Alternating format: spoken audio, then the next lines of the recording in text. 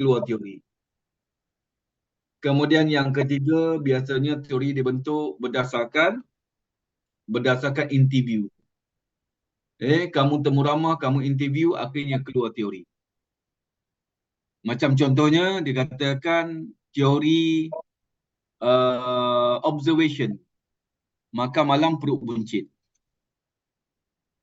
Betul tak, Ali? Boleh terima tak teori itu? Makan malam, lepas makan terus tidur betul. Betul, Prof. Maksudnya teori makan malam perut buncit betul lah. Kalau dia terus tidur, kalau dia exercise sikit, okey, tak ada masalah. Oh, okey, okey. Jadi maksudnya makan malam terus tidur perut buncit. Itu berdasarkan observation apa? Uh, Pengalaman. Jadi adakah teori ini terlibat pada pelajar-pelajar di sekolah rendah, sekolah menengah? Tapi jarang kan? Pelajar sekolah rendah makan daripada tak berhenti makan tidur, perut tak naik. Apabila 40 and above, ya kan, makan malam tanpa exercise, perut buncit. Betul? Betul. Ah, itu teori. Itu teori. Okey. Jadi begitulah teori dalam bab yang kedua ini berkenaan dengan teori dan kemahiran sosial. Apa dia kemahiran sosial? Iaitu bagaimana kita ini dilatih. Kita nak kenal siapa audiens kita. Kita nak tahu bagaimana keadaan-keadaan yang perlu kita ambil dalam menghadapi masyarakat dan sebagainya. Okey, dalam kemahiran sosial ini, di antara teori yang digunakan ialah teori sistem ekologi. Okey. Teori sistem ekologi. Kalau sebut dia teori, kita dah bincang dah, satu teori, satu kerangka, satu dasar. Ekologi ialah berkenaan dengan kajian, biasa kalau sebut ekologi ialah kajian habitat. Ataupun habitat dan interaksi dengan alam sekeliling. Jadi kalau ekologi, kalau kita bincang tentang ekologi manusia, kita kaji tentang manusia dan faktor-faktor yang mempengaruhi manusia. Itu dipanggil kajian ekologi manusia. Jadi kalau sebut ekologi, tak kira apa sahaja, kalau kita kaji tentang manusia, berkaitan dengan faktor-faktor yang membantu manusia. Kalau kita kaji tentang tumbuhan, apakah faktor yang membawa kepada perkembangan interaksi dengan pembesaran tumbuh-tumbuhan. Tapi pada hari ini kita tengok dia punya seorang pengasas teori sistem ekologi dipanggil Yurin Brong van Benen. Okey. Siapa dia ni? Dia hebat tuan-tuan, dia hebat. Kalau tuan-tuan tengok dia punya gambar yang ada di bawah ni, itulah dia. Dia lahirkan pada 1917. Bulan April 1917, kemudian meninggal tahun 2005. Berapa usia dia tuan? 1917, 2005. Berapa Berapa tahun usia dia? 88. 88 tahun. Dia adalah ahli psikologi. Dia adalah pakar psikologi Rusia Amerika. Sebab tu dikatakan a Russian born American psychologist.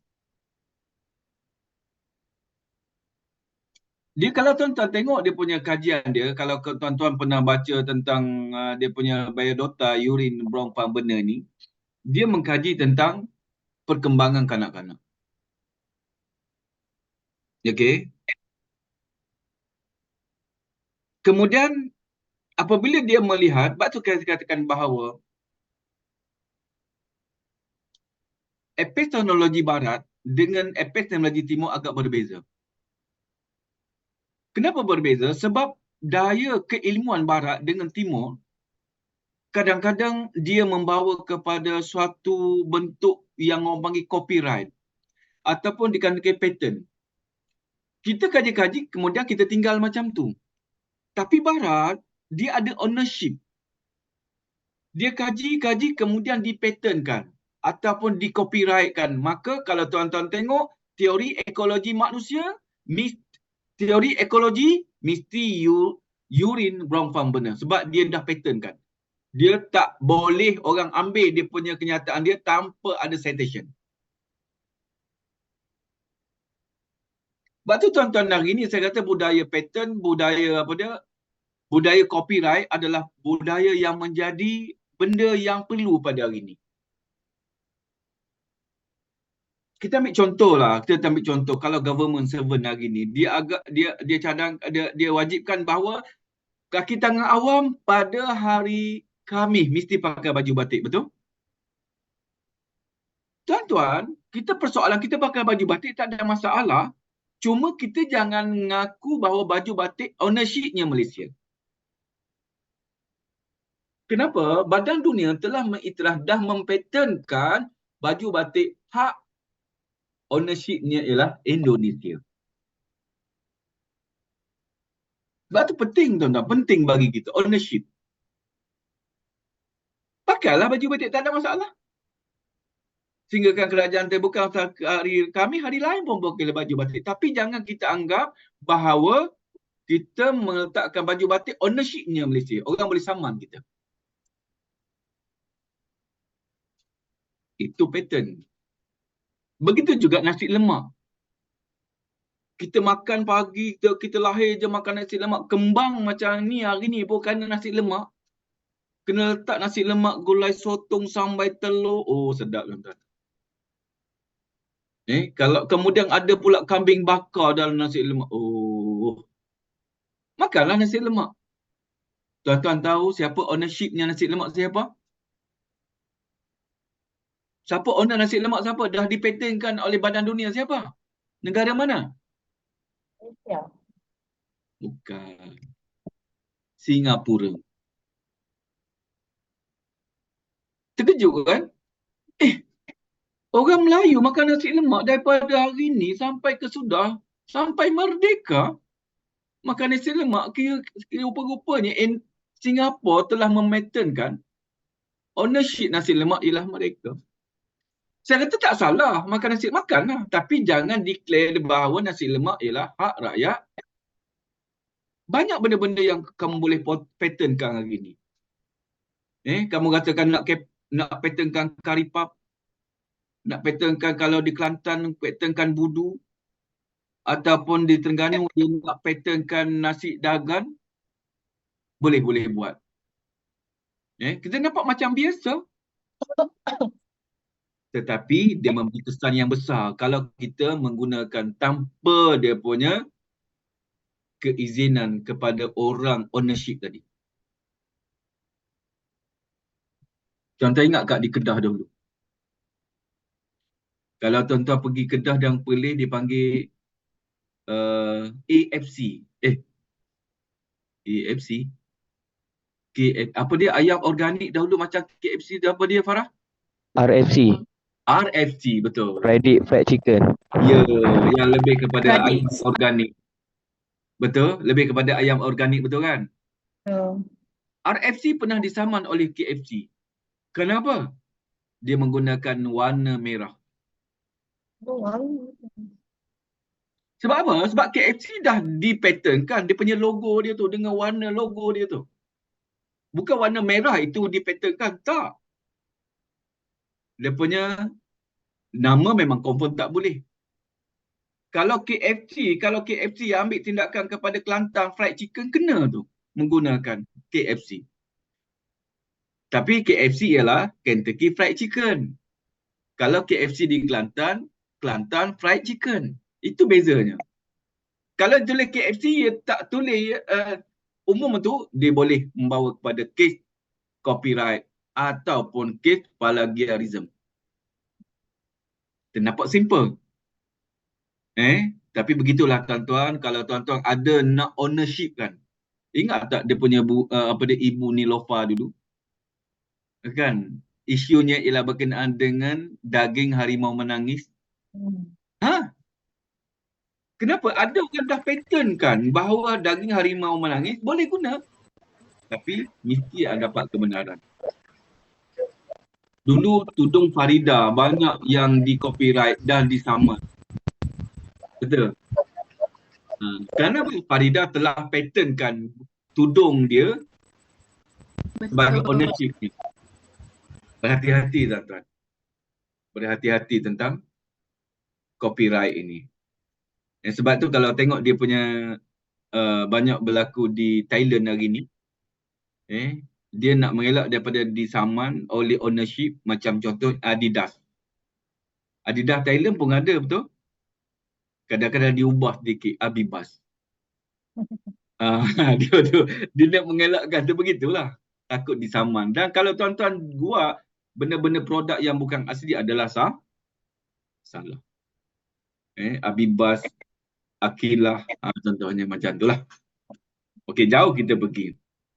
Tapi saya nak beritahu bahawa bagaimana di barat, dia telah menjadikan disiplin ilmu untuk meng-ownershipkan sesuatu perkara, maka dia patentkan. Begitulah saya kata teori ekologi dipatentkan. Siapa hak miliknya ialah Yurin Brownbaum benar. Tak ada siapa yang boleh declare bahawa dia hak milik dia kerana dia telah patentkan. Yurin Brownbaum benar telah mementenkan hak milik dia ini. Jadi kalau tengok teori sistem ekologi Brownbaum benar ini, secara umumnya ialah perkembangan manusia tidak semata-mata bergantung pada genetik. Maksudnya apa tuan-tuan? Maksudnya kalau katakan ayah sebegini, patternnya anak ikut ayah. Tak semata-mata bergantung kepada genetik. Tetapi dia dipengaruhi juga ialah berkenaan dengan pendidikan yang diperolehi. Okey, benda-benda tumbuh sarang macam kamu, katakan Najmi. Okey? Kamu ada ayah, Najmi? Ada, Prof. Ayah kamu kerja apa? Kerja kerani. Kerani. Okey. Jadi, adakah kamu genetik ayah kamu sebagai pembantu takbir, kamu nak jadi pembantu takbir? Tanya. Tak ada kan? Tak ada, ubah sikit lah. Ubah sebab apa? Walaupun genetik yang sama, tetapi pendidikan juga membantu perkembangan seorang individu. Okey. Selain daripada itu juga, kalau tengok dia punya teori umum sekarang yang dikatakan oleh Brownbaum benar, selain daripada genetik yang juga menjadi ejen perubahan, tetapi semata-mata genetik bukan, tapi dia dibantu oleh apa? Berdasarkan pada pendidikan. Akhirnya kamu ambil diploma pendidikan jadi cikgu. Satu. Kemudian dikatakan benda persekitaran tempat kerja itu adalah benda yang mencorakkan kamu. Kemudian begitu juga kejiranan, siapa kamu besarkan jiran kamu siapa. Kemudian budaya yang kamu berada dalam satu kelompok. Benda-benda itu ikut sistem ekologi mempengaruhi tumbasaran. Tetapi Yurin Brownbaum benar ini dia katakan bahawa fokus utama pada konteks sosial di mana anak itu tinggal dan orang-orang yang mempengaruhi perkembangan kanak-kanak. Jadi ini planning tuan-tuan. Kalau tuan-tuan ada anak, okey, kalau ikut dia punya sistem ekologi, anak itu berkembang ikut siapa? Tuan-tuan boleh rangka pada hari ini. Kalau aku ada anak, kalau tuan-tuan bekerja dengan kerajaan, 1 hingga 3 bulan aku yang jaga. Sebab kerajaan bagi 3 bulan saja. 4 bulan, tuan-tuan hantar ke mana? Nursery. Nursery. Tuan-tuan, kalau Kuala Lumpur nursery seorang anak kecil, 1 bulan hingga setahun, kadang-kadang RM700. RM800. Jadi apabila tuan-tuan hantar anak nursery, soal pendidikan, siapa yang lebih dekat? Nursery ke ataupun mak ayah? Nursery. Banyak masa dihabiskan di sana lah. Sebab tu tuan-tuan saya nak berkongsi tuan-tuan. Saya pernah baca satu artikel di UPN. Universiti Putra Malaysia. Artikel ini dibuat oleh doktor perubatan. Dia kata 30 tahun, 40 tahun akan datang rakyat Malaysia hanya ada orang tua sahaja. tidak ada lagi kanak-kanak. Tuan-tuan faham maksud dia? Dia kata 30 tahun, 40 tahun akan datang ataupun more than 40 years and 4 years coming, dikatakan bahawa rakyat Malaysia hanya ada orang tua saja, tidak ada lagi kanak-kanak. Kenapa? Dua independent variable dia kaji. Pertama, dia katakan kelahiran cukup rendah. Kelahiran yang ada rakyat Malaysia 33 juta hari ni, rasio kelahiran cukup rendah. Maksudnya di sini orang kahwin tak semestinya ada anak. Kadang-kadang ada anak 1, 2. 1, 2, 1. Kadang-kadang tak ada langsung, ada anak angkat. Yang rancang keluarga tak nak anak ramai kenapa? Kos kehidupan tinggi. Rancanglah, tak cukuplah. So 1, 2 cukuplah, ada seorang lelaki, ada seorang perempuan. Punya rancang tak ada langsung anak. Akhirnya nak anak, ambil anak angkat. Maksudnya kadar kelahiran rendah. Okey. Tak semacam dulu kalau katakan orang yang berada di tepi pantai, kerja nelayan. Kerja petani, kadang-kadang anak 11, 12, 25. Wow, 25 pun ada juga. Yalah, kalau 2 mak, kan, 2 mak, 25 lah, kan. Yalah, 2 mak ataupun 3 mak. Kan. Isteri 3, anak 10 seorang, dah tak 30. Contoh, kan. Kan ni kalau tengok di kawasan bandar 1, 2, tinggal di apartmen, tinggal di kondo, 1, 2. Itu contoh. Kerana kos kehidupan tinggi. Kemudian yang kedua, mengikut kajian ini dikatakan bahawa kenapa masyarakat di Malaysia waktu hari nanti tak ada kanak-kanak, hanya golongan tua, golongan dewasa, kerana ramai yang tak berkahwin. Ramai yang takut berkahwin. Sebab apa? Kos. Dia kata kahwin ni berat tanggungjawabnya. Kena beli rumah, kena beli kereta, kena education plan, kena ada dia punya komitmen yang lain. Akhirnya, hidup membujang. Faedah kahwin belum, Faiz? Belum lagi, Prof. Nak kahwin tidak, Faiz? Nak kahwin tak, Prof? Okay, baik ada.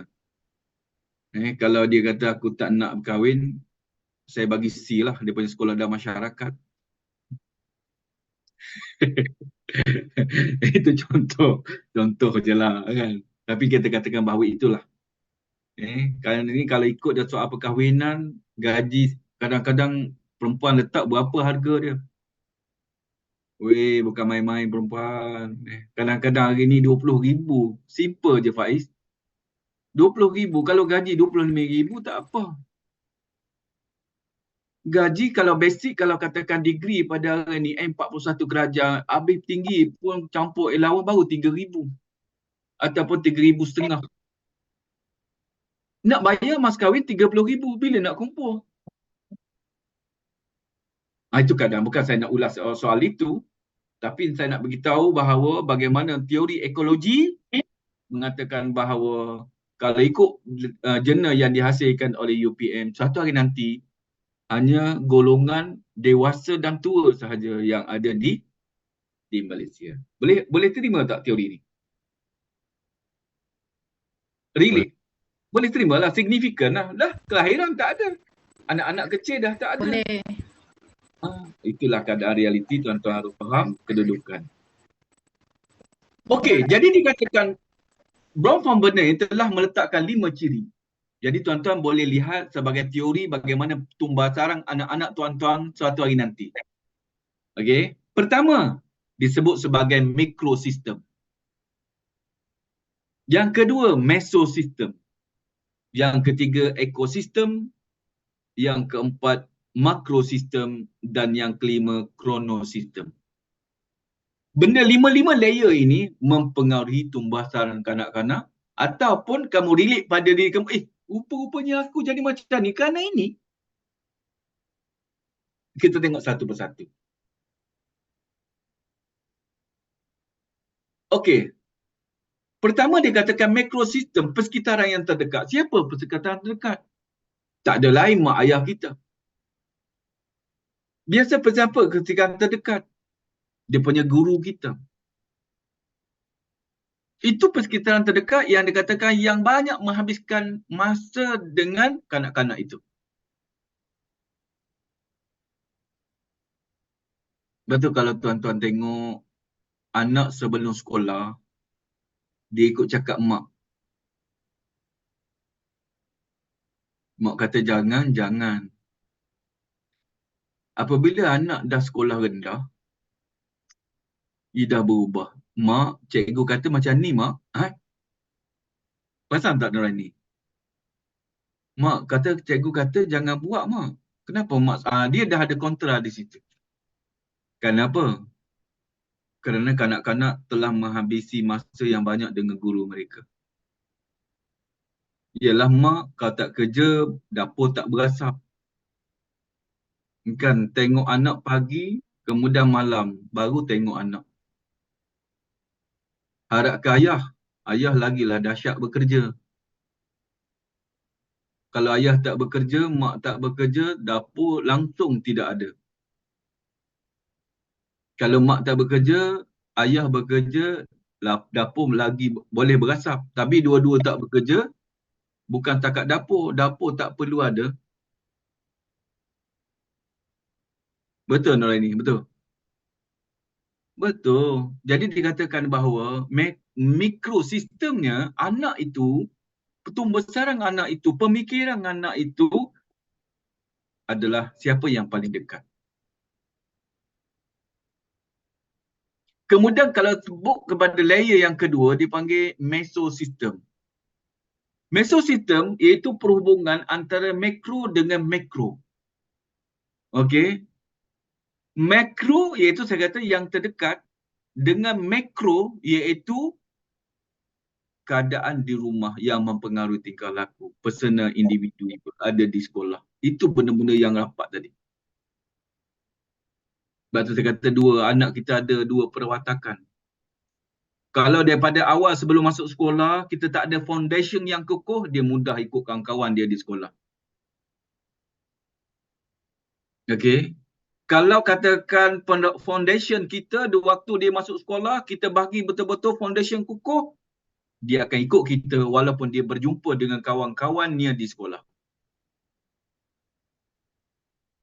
Mak, kawan-kawan nak beli kasut sekolah bernama sekian-sekian lah mak. Kawan-kawan katanya bagus. Sebab apa? Dia berkawan dengan orang kaya di sekolah dia. Dia balik rumah, mak, saya tak nak lah dia punya kasut berjenama Bata lah mak. Tak tahan. Kawan-kawannya semua berjenama Adidas lah mak. Sudah. Itu yang dikatakan mikrosistem dan mesosistem membantu pertumbuhan anak-anak. Itu benda-benda yang tuan-tuan tengok, yang tuan-tuan boleh ambil perhatian bagaimana perkembangan. Itu adalah konteks tumbuhan kanak-kanak. Kemudian ekosistem pula dikatakan bahawa pengalaman individu. Okey.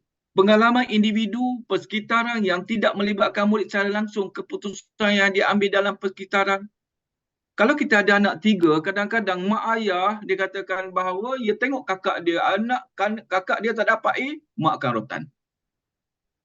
Itu benda-benda yang mempengaruhi ekosistem. Okey. Betul lah pepatah Melayu. Mak borik, anak rintik. Betul? Itulah dia punya keadaan yang berlaku. Dia akan petikan mak dulu kalau abang yang sulung dapat nombor 1, mak bagi iPhone 16. Kenapa mak bagi iPhone jenama Croby pada saya? Samsung bagi saya. Saya nak iPhone lah mak. Kenapa? Pengalaman dia, ekosistem, keputusan yang telah diambil dalam persekitaran. Jaga-jaga walaupun anak itu dia memerhatikan apa saja keputusan yang tuan-tuan ambil. Kemudian makrosistem ialah melibatkan norma-norma nilai dan amalan masyarakat. Okey, kalau kamu dulu sebelum masuk universiti berada di kampung, okey, kemudian berada di institut pengajian tinggi, masuk di bandar lain performanya. Dulu kalau perempuan tudung pakai sauk aja, senang aja. Brak, sauk. Hari ni berputar-putar dan sebagainya. Kena pula tudung Aryani 300 helai. Contoh yang dikatakan bahawa kenapa? Pengalaman tuan-tuan ataupun mikrosistem norma-norma yang telah tuan-tuan lalui. Dulu dia dari bandar begitu, bila di luar bandar begitu, di bandar lain dia punya normanya. Kemudian akhirnya dikata yang mempengaruhi tumbuh sarang kanak ialah kronosistem. Iaitu perubahan keadaan sesuatu tempoh masa. Okey, suasana macam contohnya tuan-tuan hidup dulu tanpa gadget. Hari ni kalau tuan-tuan besar nak tuan-tuan tanpa gadget, dia tidak bolehkan ikut. Kita ambil contohlah, kalau kamu hari Minggu, kamu nak menerapkan panggil budaya tradisi. Pergi kat padang permainan, tarik upih. Ataupun main galah panjang. Rasa-rasa anak kamu satu hari nanti ikut tidak sebegitu? Kata mak, jomlah. Mak ajar naik main galah panjang bagaimana? Tak akan ikutnya. Kenapa? Kerana waktu dia besar dengan gadget. Waktu kita besar dengan tarik upih, dengan galah panjang. Apa yang kita perlu ada ialah kita tak boleh memisahkan dia punya teknologi dengan anak kita. Apa yang kita boleh buat ialah kita disiplinkan anak kita dengan penggunaan teknologi. Itu je. Atikah? Nurul Atikah. Ya, saya. Kalau kamu ada anak nanti, sekarang ni zaman sains teknologi. Kan? Kamu nak kekalkan tradisional, kamu bawa anak kamu ke padang permainan, tarik upih. Duduk di atas pelepah pinang, tarik. Jom ikut mama tarik. Rasa-rasa anak kamu ikut tidak? Saya cuba ajak dia sekali. Okey. Kamu cuba macam mana, Tia? Saya macam doktor kata, Prof kata, saya cuba disiplinkan dia dengan penggunaan teknologi. Okey, Jadi kalau maksudnya ajak bawa main tarik join yang tarik upih tu sekali, nanti lepas tu baru boleh main teknologi tu. okey. Hebat Atikah ni. Saya nak cuba tengok idea kamu. Atikah tengok tak perasan apabila hari ni orang makan kat kedai, dia bawa anak dia. Betul? Bagaimana nak senyapkan anak dia dengan teknologi kan? Dia buka lah kartun-kartun dan sebagainya, kan? Barulah mak ayah boleh makan. Daripada kecil didedahkan dengan gadget, betul? Betul. Jadi sebab tu saya kata gadget dengan masyarakat hari ni tak boleh pisah. Bagaimana mak ayah ataupun kita boleh pisah dengan kita kontrol penggunaan gadget itu je. Sebab tu kalau tuan-tuan tengok sarjana Muslim bernama Umar Al-Khattab, dia kata apa tahu?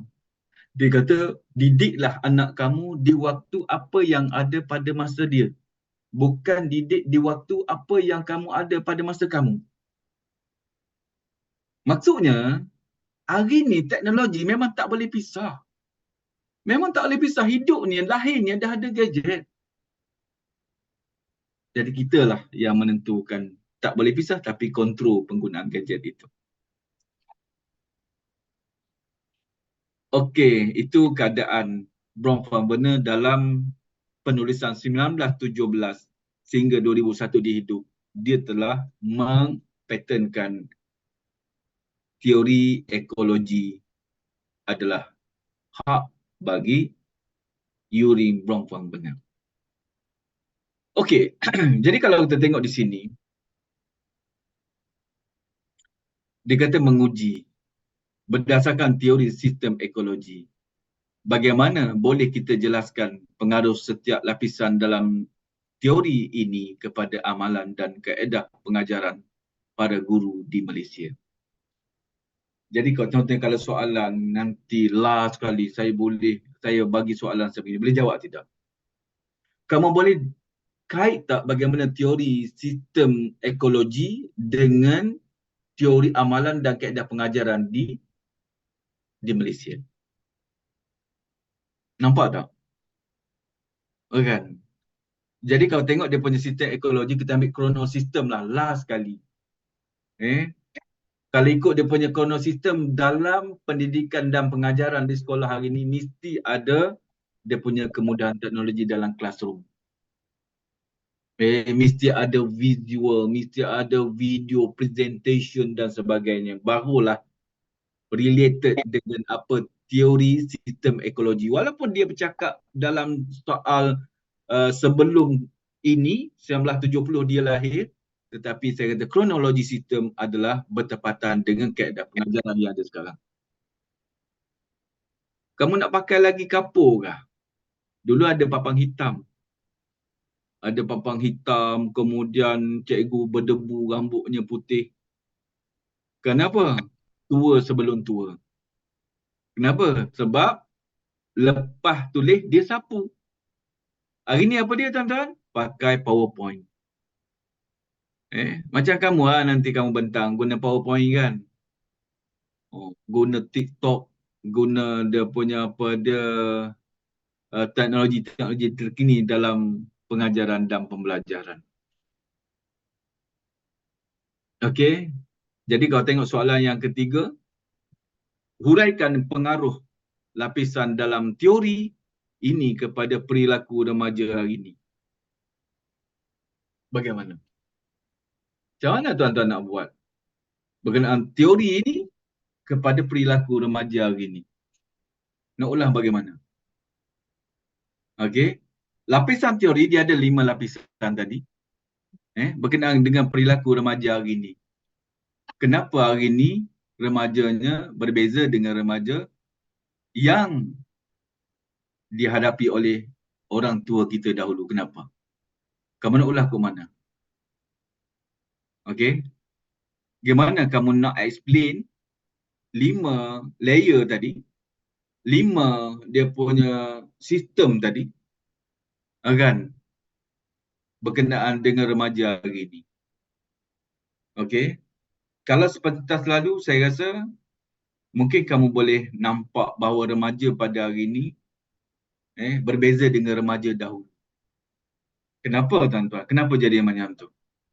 Sebab adakah dengan sebab pengaruh rakan sebaya ataupun teknologi yang pada hari ini jadi macam tu? Kalau Izan, apa pendapat kamu, Izan? Kenapa remaja hari ini? Kamu remaja ke dewasa, Izan? Dewasa. Saya sama dengan kamu lah, Izan. Saya dewasa sekali dengan kamu. Rasa-rasalah, Izan, pada pendapat kamu, berdasarkan teori yang kita bentang tadi, kan? Kenapa remaja hari ini? Di mana? Kenapa? Bukan semua, tapi remaja yang agak agresif, agak ekstrim, yang dipertontonkan pada hari ini, di mana kesilapannya ni kat mana? Pendapat Izan? Pada pendapat saya, bagi remaja yang bermasalah ni selalunya kurang perhatian daripada ibu bapa mereka lah. Kurang perhatian, kurang kasih sayang dan selalunya punca daripada rumah. Maksudnya broken family? Ya. Itu yang saya nampak bermula daripada asas. Kalau tengok dia katakan mikrosistem tadi, mikrosistem daripada kecil tadi.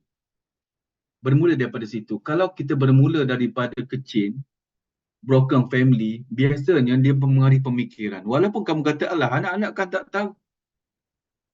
Anak-anak akan tahu apa yang dilakukan oleh ibu bapa mereka.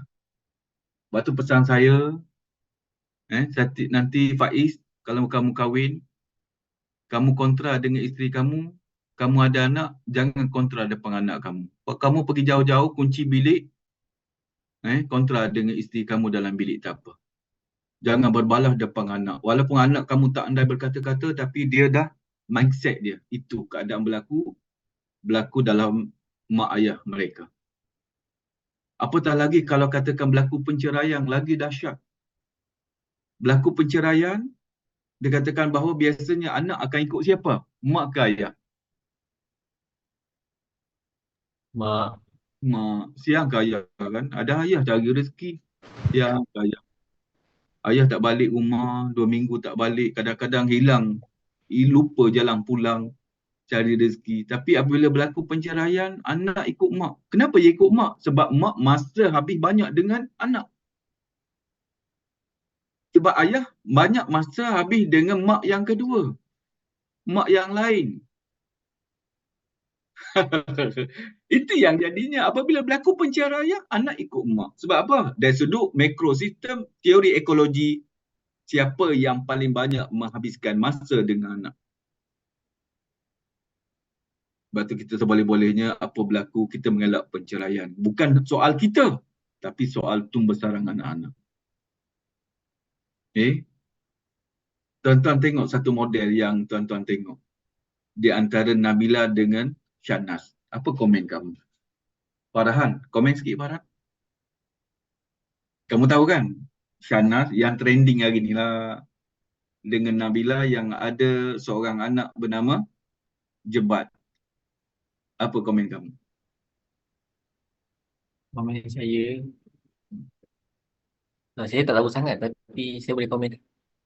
Okey. Saya walaupun diorang sudah berpisah. Okey, ya dah tu. Bukan tahu sangat, memang dah tahulah tu. Tapi untuk situasi anak dia, dia mengambil pendekatan berdamai lah dengan isteri dia. Supaya tumbesaran anak dia Tidak membesar dengan penuh kasih sayang, penuh perhatian. Kalau Itu je kamu lah. jadi, kalau Farhan, kamu jadi Shahnaz, apa yang kamu buat?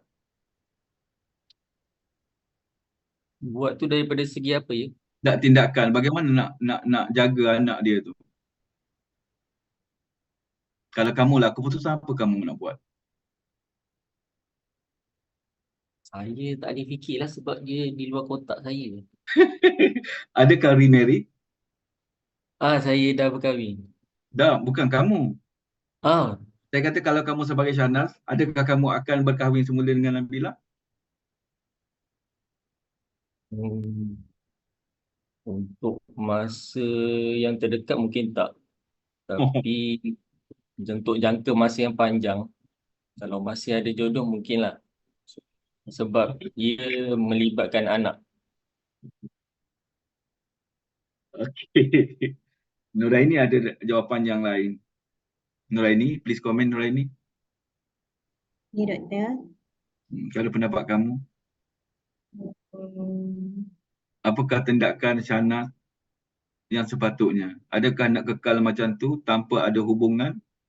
Tapi soal anak terpaksa melakukan perkara-perkara yang orang panggil nak tunjukkan bahawa ibu dan bapa walaupun berpisah.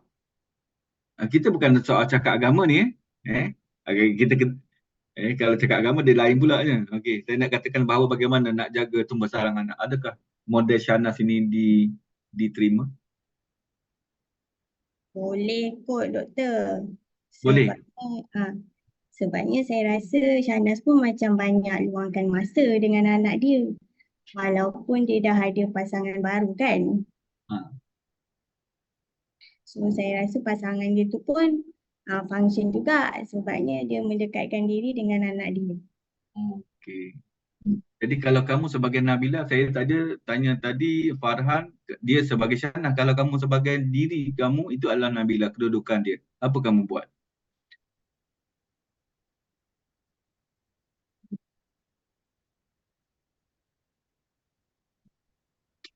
Ya. Adakah kamu pujuk Shahnaz, tolonglah kahwin kembali? Tak pun.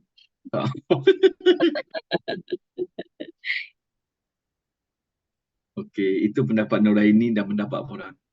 Kalau pendapat saya, mungkin ramai orang tak setuju. Saya kahwin dua-dua. Okey? Iyalah kan. Emilia pun dapat. Kemudian Syana pun anaknya terjaga. Kalau saya lah, saya ambil hubungan dua-dua sekali. Ramai orang tak setuju dengan saya. Okey. Ramai yang kan perempuan apabila terluka susah nak berubat, betul? Lelaki senang sangat. Hari ni terluka, esok ambil plaster, tampar, hilang segala-galanya. Okey. Jadi okey, itu keadaan saya nak beritahu pada tuan-tuan.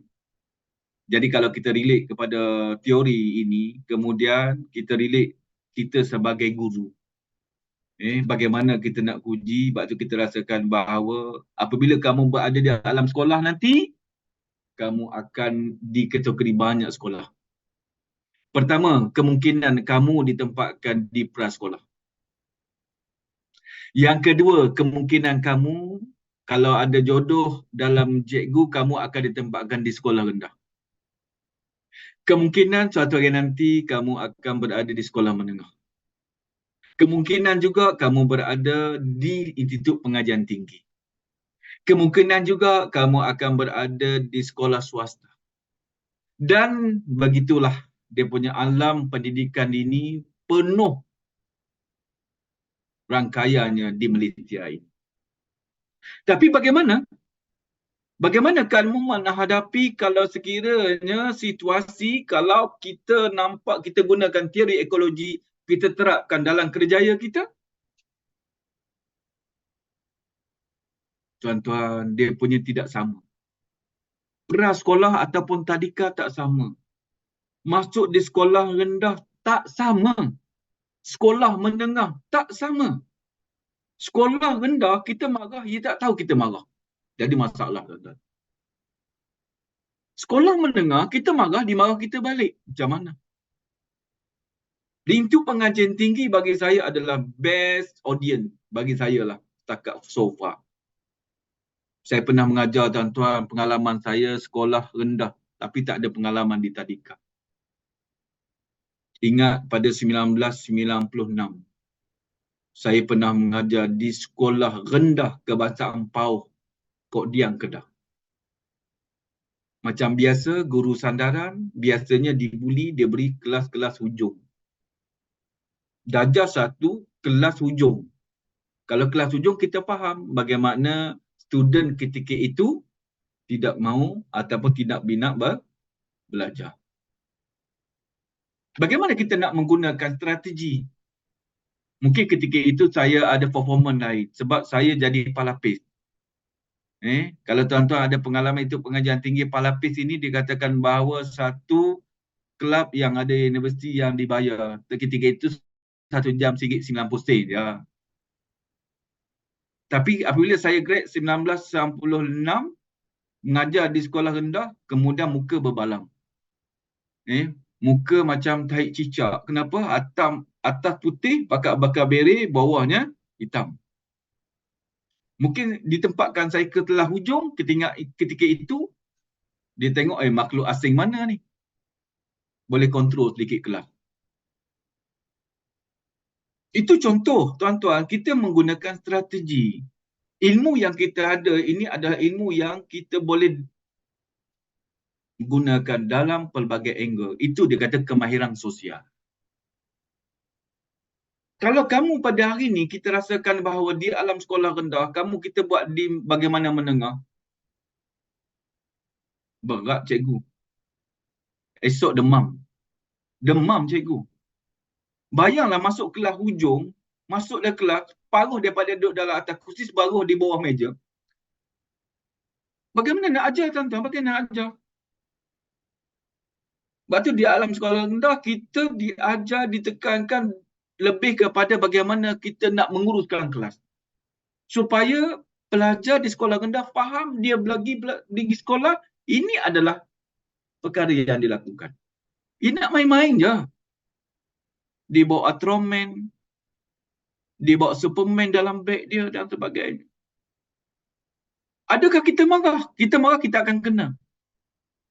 Nanti kita akan bincang Akta Perlindungan Kanak-kanak. Langsung tidak boleh sentuh anak-anak, tuan-tuan. Kamu sentuh anak-anak, Kalau anak itu faham, bawa kepada mak, mak akan sue cikgu di mahkamah. Fizikal tak boleh sentuh langsung. Ugutan tak boleh. Deraan tak boleh. Habis bagaimana nak jadi cikgu? Lepas tu tuan-tuan kena banyak menggunakan teknik yang dikatakan dari sudut psikologi. Okey. Jadi banyak tuan-tuan. Kalau tuan-tuan ambil diploma nanti, tuan-tuan akan diajar bagaimana solusi yang terbaik. Ini untuk tuan-tuan satu hari nanti. Sebab kita tak tahu. Kalau kita tahu bahawa kita akan nanti ditempatkan di sekolah menengah, tak apa. Sekolah menengah, Diana kita marah, dimarah kita balik. Kita ada psikologi yang lain. Banyak tuan-tuan. Yang kita akan belajar nanti. Okey, jadi kalau tengok dia punya seterusnya, saya sayang pula nak habiskan dia punya teori yang kedua ini. Teori yang kedua ini kita akan bincang nanti. Seronok untuk kita bincang. Teori Putnam tahun 2000. Okey, sebab masa dah hampir pukul 12.30. Tuan-tuan asyik tengok muka jam lagi. Kuku kaki pun dah tanya bila nak berhenti, bila nak berhenti. Saya faham sangat kamu sebagai pelajar dan saya pernah jadi seorang pelajar. Okey. Okey. Betul Farhan? Betul kan? Di antara student yang paling suka ialah kalau dulu pergi ke kelas ada notis, kelas ditangguhkan. Yes. Dan paling suka pensyarah apabila dia berhenti, dia habis awal. Oh, paling suka. Betul. Betul kan? Kemudian di tengah-tengah mengajar ada mesyuarat dipanggil. Yes. Oh, begitu. Jadi saya faham. Saya faham juga apabila saya nampak dah 12.25, kamu tahu dah kamu berhenti 12.30. Saya tengok ke jam aja.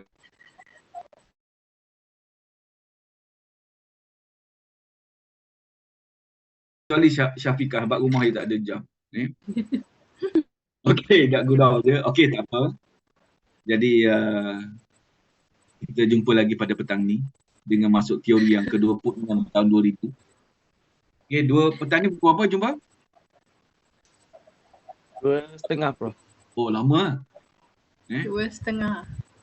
Bukan 1:30 bukan ni? Oh, Bukan. Tak solat. Kan. Okey, faham. Tak apalah. Saya pun faham juga. Okey, tadi kita jumpa 2:30. Pakai platform yang sama. Harap tuan-tuan dapat energi yang lain. Makan, minum, boleh rehat sekejap, lelap mata. Jangan pergi pasar raya beli baju raya. Okey, sebab 2:30 terlalu singkat untuk kita jumpa petang ni. Okey, jumpa lagi petang ni. Assalamualaikum, salam sejahtera. Kita buka platform. Selamat berehat, Prof. Okey, selamat istirahat, selamat makan tengah hari. Okey.